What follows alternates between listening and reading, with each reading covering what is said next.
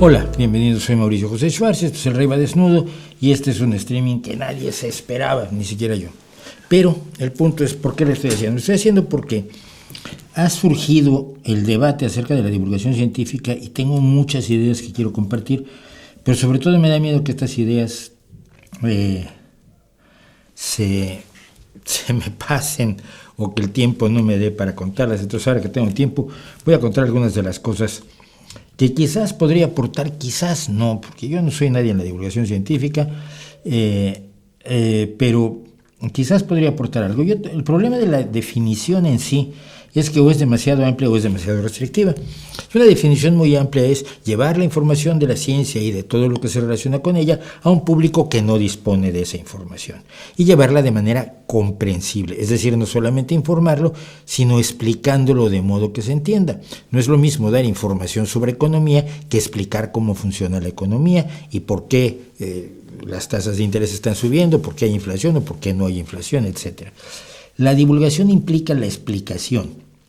La sola información puede ser mero periodismo científico. Yo he practicado el periodismo científico. Ocurre un descubrimiento, un logro determinado de un grupo de investigadores y uno va y los entrevista y le informa a la gente, oye, mira, se hizo esto en tal lugar.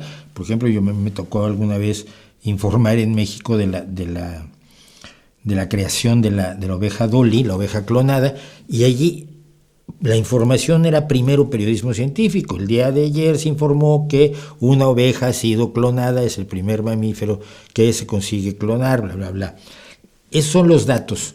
Luego explicar qué es la clonación, para qué puede servir o por qué no puede servir, cuáles son los problemas que puede tener, las implicaciones, etc. Eso entraba ya en el terreno de la divulgación. Y digo que no solamente la ciencia, sino lo que se relaciona con ella, porque al hablar de los problemas de la publicación de artículos científicos, hablar de los problemas del financiamiento de la ciencia, hablar de los problemas de los fraudes científicos que hay, de los monopolios de los journals científicos, que es un tema que hoy tiene muy preocupados a muchos científicos, es también parte de la divulgación científica para entender cómo se desarrolla la actividad de la búsqueda del conocimiento por la vía de los métodos de la ciencia. Pero esto incluye muchas cosas, y incluye tantas cosas que, para no ser tan amplia que quepa todo, la divulgación científica debería ajustarse o debería definirse en términos de dos variables. La primera es el público al que vas, el público objetivo. No es lo mismo un público adolescente que un público de ingenieros forestales.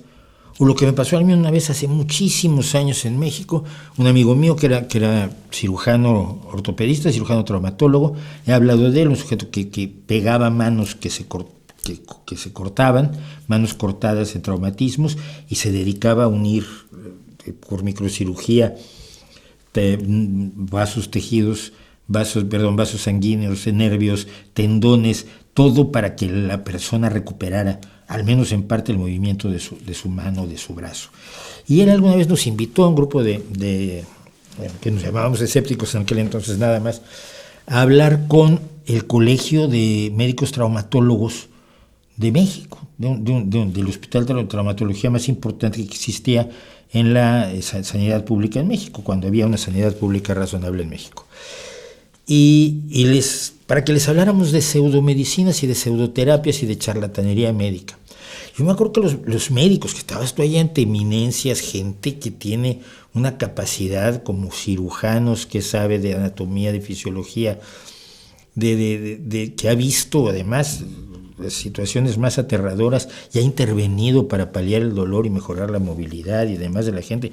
O sea, personas que son respetables por su trabajo, estaban asombradísimos con nosotros, y nos lo decía uno de ellos al final. Es que nosotros vivimos encerrados en un pequeño mundo, el mundo de la traumatología y la ortopedia. Y entonces leemos artículos en las revistas de traumatología y ortopedia, nos reunimos con compañeros que son traumatólogos ortopedistas, estamos todo el día en el hospital. El trabajo que hacemos es trabajar con personas que han sufrido traumatismos o que requieren correcciones ortopédicas. No sabíamos que existía este mundo de farsantería médica allá afuera, ¿no? Eran tiempos, además, mucho más inocentes, debo decir, eran tiempos pre-internet. Creo que pues, fue por el año porque yo compré mi primer módem de 14.400 baudios. Entonces, el público objetivo al que nos dirigimos es el primero que define los límites y las características de lo que es la divulgación científica. Pero la divulgación es comunicación.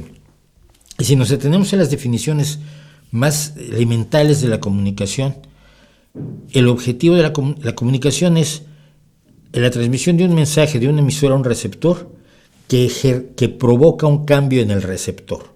Si no hay un cambio, no me refiero a un cambio radical, simplemente estar informado ya es un cambio.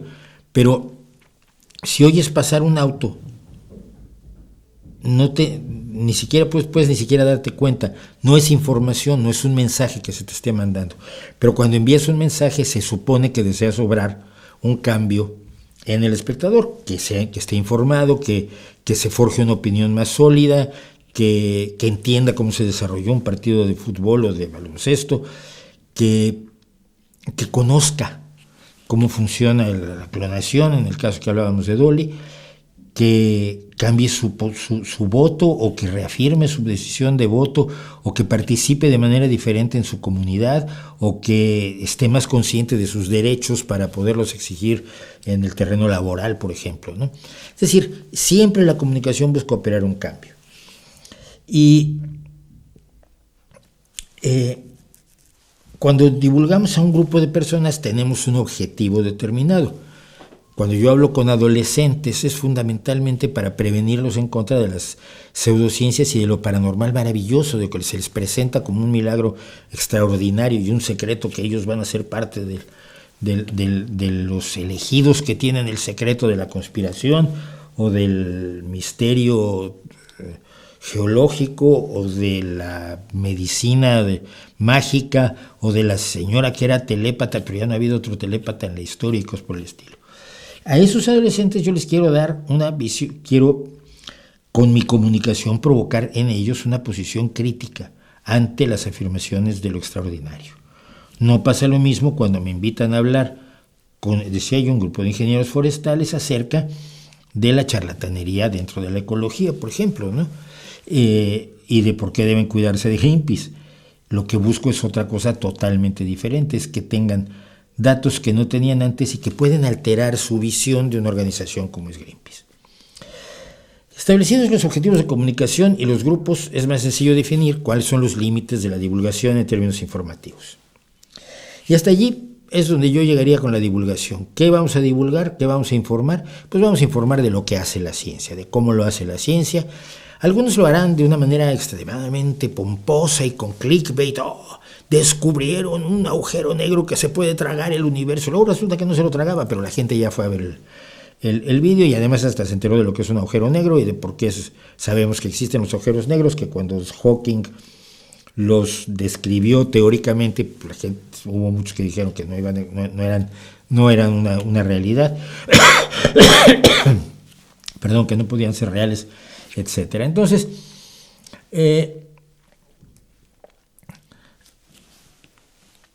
toda la labor científica se divulga pues así, explicando biología, explicando física, explicando química, explicando nutrición, explicando meteorología, y en otras ocasiones se trabaja en espacios que son cargados políticamente o socialmente, como es el caso de la energía nuclear para la generación eléctrica, como es el caso de las vacunas, como es el caso de los transgénicos, que se han convertido en campo de batalla político de personas que en general no tienen ni la más remota idea de lo que son las vacunas, de lo que son los transgénicos o de lo que es la generación eléctrica mediante la energía nuclear. Pero el dato finalmente y la explicación del dato son lo que conforma la divulgación científica. Si nuestro objetivo ha sido que la gente conozca mejor el proceso de la ciencia, lo que consigue la ciencia y cómo lo consigue, yo debo decir que la divulgación ha fracasado estrepitosamente en todo el mundo, Y eso que ha evolucionado y ha cambiado mucho desde tiempos en que Asimov se consideraba a sí mismo uno de los primeros popularizadores de la ciencia o vulgarizadores. Él lo decía con mucho gusto y con mucha alegría, pensando en el vulgo en la palabra latina, que vulgo, que significa el pueblo, la mayoría de la gente, el vulgo romano o el vulgo latino, y él decía que era un vulgarizador de la ciencia, convertía la ciencia en propiedad del vulgo, de la gente. Hasta, por supuesto, Carl Sagan, que fue un inspirador de muchísimos de nosotros, no lo niego para nada, pero la labor que hicieron Asimov y Sagan ya está hecha de alguna manera, es decir, la información está ahí, la explicación está ahí, está al alcance de la gente. Muchos evidentemente están explicándolo de nuevas maneras porque tenemos públicos nuevos, tenemos nuevos lenguajes, y a mí me parece perfectamente fantástico que alguien esté explicando física cuántica en TikTok. Pero saber que hay un descubrimiento científico, saber cómo se hizo, saber cuál fue la investigación, saber cuál fue la hipótesis, cómo se comprobó o la observación que llevó a la cuantificación de una serie de variables que nos permiten saber que tal objeto se mueve de tal manera en el universo, no le dice a la gente lo que es la ciencia. Y seguimos viviendo en un mundo que es analfabeta científico. Y creo que los divulgadores científicos, me van a perdonar, y aquí es donde me van a matar y me van a decir cosas horrorosas, los divulgadores científicos han olvidado o pasado de lado este asunto, sobre todo en la medida en que cada vez más divulgadores son científicos que conocen su tema mucho mejor de lo que lo vamos a conocer los divulgadores que somos meros periodistas, y por lo tanto sufren el mismo fenómeno que estaban teniendo los doctores a los que nosotros les contábamos las barbaridades de la medicina tradicional china y el Ayurveda. Y es que no ven más allá de su campo. La pandemia, concretamente, la pandemia de la COVID, debió haber sido una llamada de atención y una alarma importantísima para que la gente se diera cuenta del analfabetismo científico que nos rodea. Gente que puede entender un agujero negro, gente que puede entender una mutación genética, gente que puede entender la evolución, gente que puede entender la fusión y la fisión nuclear, pero que cree que las vacunas son maléficas. Y cree que los científicos mienten todos juntos en una especie de complot extraordinario. Es decir, tienen el dato de la ciencia, pero no han tenido el relato de la ciencia. El por qué, el cómo podemos estar seguros de que las vacunas sirven, de que las vacunas salvaron millones de vidas, de que las vacunas no están matando a millones de personas, de que no hay una conspiración internacional brutal de millones de personas confabuladas para hacerles daño, o no entienden, por ejemplo, cómo es posible que haya habido opiniones cambiantes o indicaciones cambiantes a la población respecto a las mascarillas, ¿no? Porque nadie les ha explicado cómo es que la ciencia llega a algo completamente nuevo. Y entonces lo que te dicen, y a mí me lo han dicho, es cómo es que no sabían, es que seguro ya sabían que se necesitaban o no se necesitaban las mascarillas. No, la ciencia parte de la ignorancia, pero los divulgadores no estamos diciéndole a la gente que la ignorancia es el punto de partida y que a partir de ahí se construye el conocimiento y se construye con los datos que tienes. Y muchas veces necesitas más datos para construirte un modelo más efectivo, más coherente de la realidad. Y pongo por caso. No se sabía si el virus de la COVID se contagiaba por superficies. Entonces nos empezamos a lavar las manos obsesivamente. Y cuando dijeron, bueno, en realidad no era tan necesario que nos laváramos tanto las manos, ya ves, la ciencia miente. No, es que no sabíamos si era una precaución. Era una forma de precavernos, lavarnos mucho las manos en caso de que se demostrara, porque se estaba estudiando apenas, si el virus se transmitía por depósito en superficies, como lo hace, por ejemplo, el virus de la gripe. Bueno, me alarma que la comunidad divulgativa, si existe tal cosa, no en España, en todo el mundo, no haya entendido ante acontecimientos resultado de la pandemia, ante los grupos, hilos de Twitter, grupos de Facebook, grupos de Telegram, perdón, grupos de WhatsApp, páginas web, canales de YouTube a pasto, cómo hemos fracasado en el intento por hacerle entender a la gente cómo funciona el proceso que va de no saber a saber, empleando los métodos de la ciencia. Y cuando te hablan de las limitaciones de la ciencia, siempre te quieren hablar de la cuántica, o de la mecánica clásica y la mecánica relativista.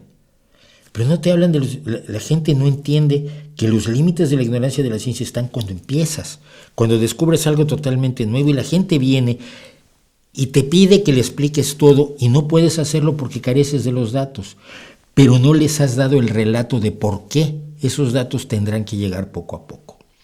Y está acostumbrada la gente, y la hemos acostumbrado y lo hemos permitido, a que religiones, charlatanes y filósofos les den respuestas inmediatas. ¿Qué es esto? Y entonces sale algún herborista o algún ayurvédico o algún homeópata y te dice, no, es que esto es que se escapó un virus tal día, a tal hora, y entonces el virus fue porque la CIA intervino, y les da una explicación completa. Y ante esa no tenemos discurso. Y esa explicación completa es satisfactoria, entre otras cosas, porque es completa. Mientras que el pobre científico, el pobre microbiólogo que está empezando a trabajar con un virus que no sabía que estaba allí, o que cuando estaba antes no tenía las características que adquirió con la mutación y no sabemos cómo se comporta dentro del cuerpo humano y en el medio ambiente, lo más que les puede decir es todavía no lo sé. Es que no lo sabemos, es que lo estamos investigando. ¿Por qué no le hemos podido enseñar a la gente, a la gran mayoría de la gente, a los que son víctimas de los charlatanes antivacunas, a los covidiotas, cómo es posible que todos los esfuerzos de divulgación no hayan podido decirle a la gente, no hayan podido darle a la gente los elementos fundamentales para entender que los covidiotas estaban mintiendo o están mintiendo? Y siguen mintiendo hoy. Y los grandes defensores del covidiotismo ahora son grandes portavoces de las ultraderechas, como pasa con la nazi argentina Chinda Brandolini, no me acuerdo cuál era el nombre, que ahora es una de las grandes defensoras de Javier Milei en Argentina. La ciencia no son los datos que se obtienen, es un resultado de la ciencia. O, si quieren ustedes, la ciencia no son solo los datos. La ciencia es el conjunto de datos, sí, es lo que sabemos. La ciencia es el procedimiento mediante el cual llegamos a esos conocimientos. La ciencia es el mundo social, formado por científicos y administradores de ciencia y políticos que se meten en ciencia, o políticos que rechazan y niegan la ciencia. Pero la ciencia también es el proceso fundamental que tenemos que comprender, por el cual podemos confiar en los resultados que tienen los científicos cuando aplican el método en la búsqueda de conocimiento. Es decir, lo que está hasta abajo de todo lo que está arriba. ¿Por qué sabemos lo que sabemos acerca de las vacunas? ¿O por qué sabemos lo que sabemos acerca de por qué no funcionan las constelaciones familiares? ¿O la homeopatía? ¿O el Reiki? La gente te dice, ¿ves que es posible que funcione? No es posible, pero es que tendrías que entender el edificio completo a partir del cual se crea el conocimiento para darte cuenta de que no hay una relación posible entre que pases las manos encima de una persona y esa persona se cure, que es lo que hace el Reiki, por poner un ejemplo. Y yo siento que allí, cuando discutimos o hablamos de la definición de la divulgación, se nos olvida que lo primero que hay que divulgar es el relato de la ciencia. ¿Cómo es que hasta hace 400 años teníamos respuestas completísimas, todas erróneas, pero completísimas? ¿Y cómo empezamos a partir del no tengo idea, de ese maravilloso descubrimiento de que fue la ignorancia, para crear un edificio de conocimiento en el cual podemos confiar, porque todos los elementos adicionales, todos los elementos que ya están establecidos, funcionan todos los días y se corroboran todos los días? Y esos elementos que se corroboran todos los días son los que nos ayudan a corroborar o a confiar en los descubrimientos nuevos. Se descubrió que esta vacuna sirve para esto. ¿Y cómo puedes estar seguro? Bueno, puedes estar seguro porque tienes toda la historia de la microbiología, tienes toda la historia de las vacunas, tienes toda la historia de la virología, tienes toda la historia de toda la coherencia del universo material que nos hace considerar que esto fundamentalmente es correcto. Sin eso, creo yo, eso que llamo yo alfabetismo científico, y no yo, vamos, eso que se llama alfabetismo científico, la divulgación no pasa de ser un entretenimiento. Y yo lo he hecho muchos años en mi vida, y además es un entretenimiento perfectamente válido. Contarle a la gente lo que hacía Lázaro Spallanzani es maravilloso, y contarle a la gente cómo Cecilia Wayne descubrió que el universo está hecho de hidrógeno, sí, pero nos falta el relato, el nudo de todos esos hilos que nos dice por qué puedo confiar en la ciencia. ¿Por qué la ciencia es certera a diferencia de otras opiniones? Precisamente porque, y algo que debatíamos recientemente, porque sobre hechos demostrados no hay opinión, no hay debate de opiniones, no hay debate de creencias, ni hay debate escolástico. Si queremos definir la divulgación, tenemos que empezar por el lado de decirnos a nosotros mismos todos. Y no estoy predicando, simplemente es una reflexión personal. Decirnos a nosotros mismos, hemos fallado.